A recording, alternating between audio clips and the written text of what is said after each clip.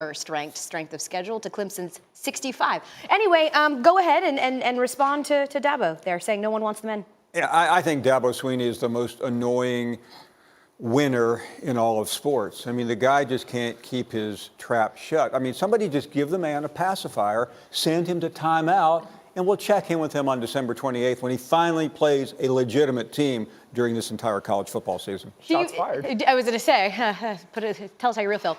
Do you think he's right, though? Like, honestly, if they lose, if they somehow, by some miracle of God, lose to Virginia this weekend, are they out? Yeah, they would be out because of the perception of the ACC conference and the lack of respect that people have for it.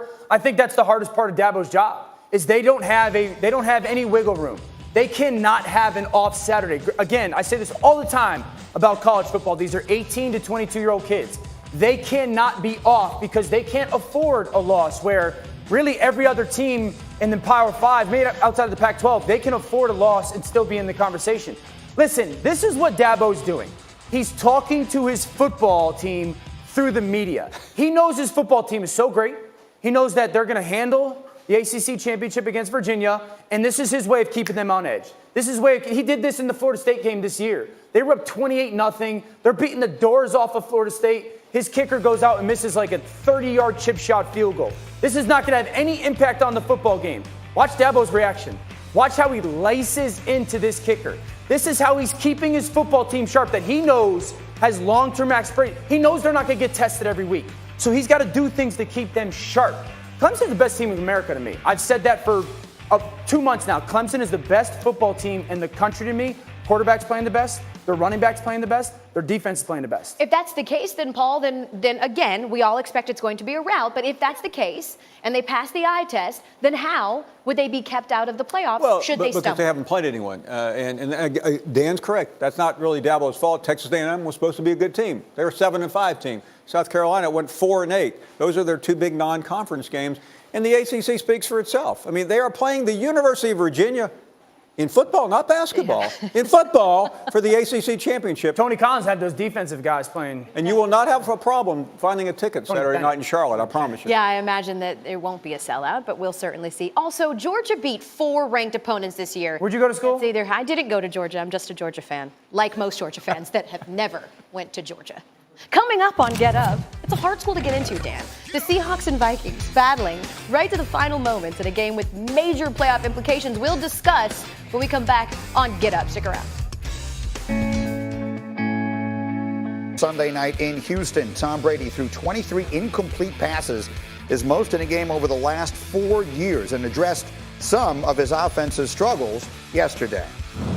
Quarterback's responsibility is to try to lead and motivate and get people to, play their best. We're learning as we go. We're not 2-10.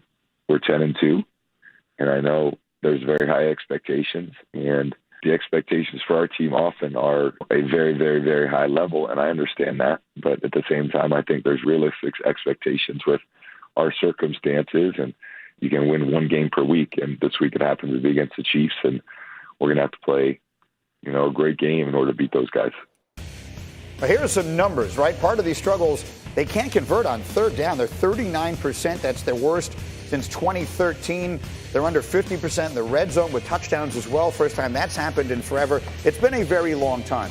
And I was fascinated by the 2 words that he used there. Realistic expectations with our circumstances. What exactly does that mean? What exactly are realistic expectations? Because in Foxborough, the expectations are winning the championship. And there's a reason why he offered for AB to stay at his house. Tom Brady knew. Tom Brady knew back in, September, early or late August, that he was going to need help. I continue to go back to the word trust. And I know there's some people out there that aren't liking that. But the reality is this, when it comes, football players are moments. You can't think, I'm going to look at this receiver and give him a chance in the third quarter because he potentially might get open. Trust is like a forest. It takes a long time to grow, and it can burn down really fast. And we've seen that trust, receiver to receiver to receiver, burn down as the season's gone on. And we watched it on national television on Sunday Night Football.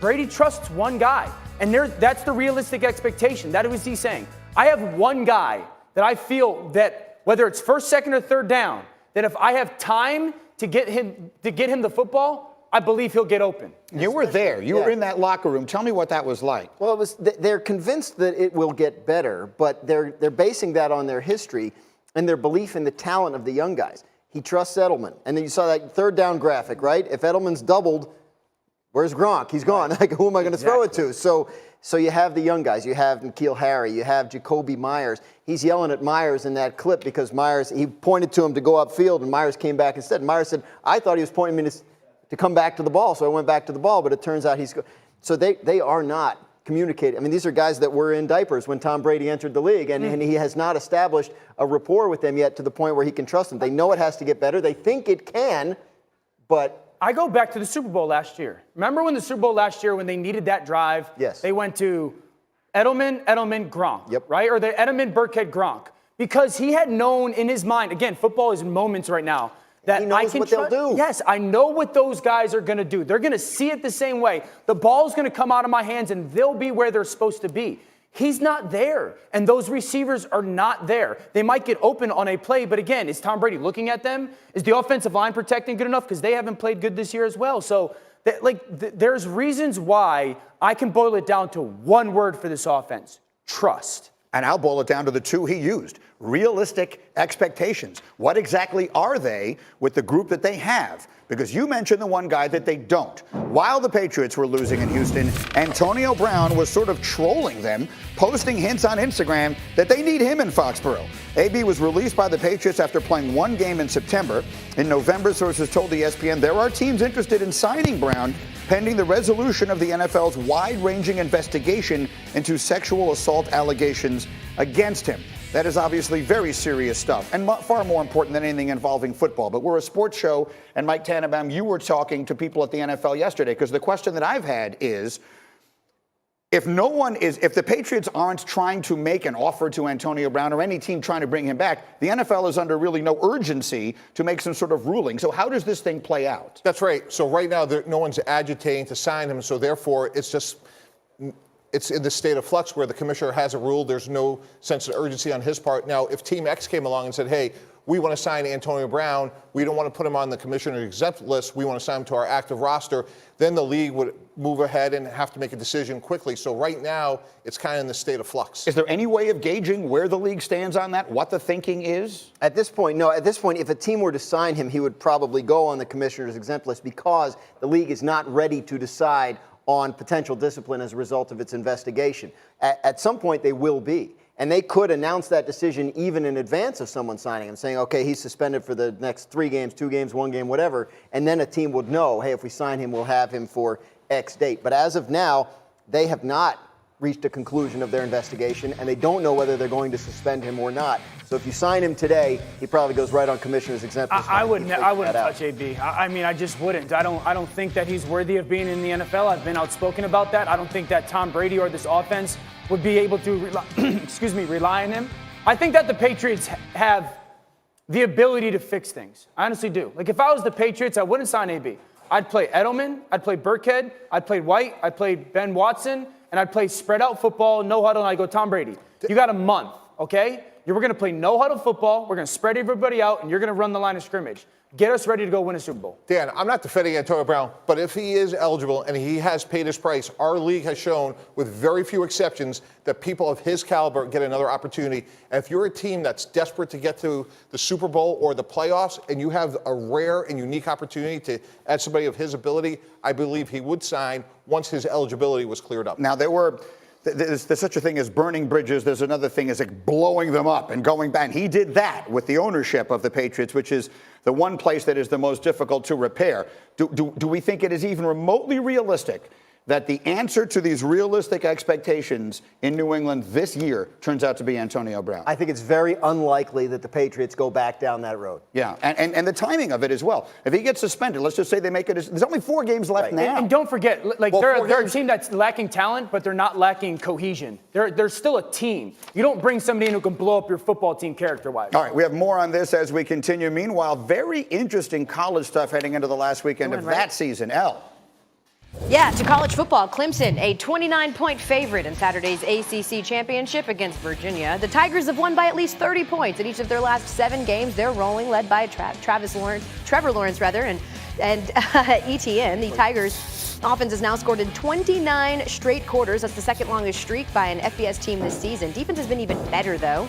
Stop me if you've heard this before. Clemson leads the nation in defensive efficiency, and it's held every single opponent to 20 points or fewer. Yeah, Dabo knows they still have to win on Saturday or else. It's huge from a national standpoint because obviously if we lose this game, I mean, they're going to kick us out. They don't want us in there anyway. We'd drop to 20, you know. I mean, Georgia loses to this very same team, and the very next day it's how do we keep Georgia in it? We win to the team that beat South Carolina, and it's how do we get Clemson out? It's the dadgummest thing, you know. They can't vote us out. We got to go 30-0. I mean, we ain't got no choice. We don't play nobody. All I can tell you is we're 10-1 versus the SEC in our last 11. And we've won 115 games this decade. So has Ohio State and so has Alabama. And we've played both of them. And our program is what people don't focus on.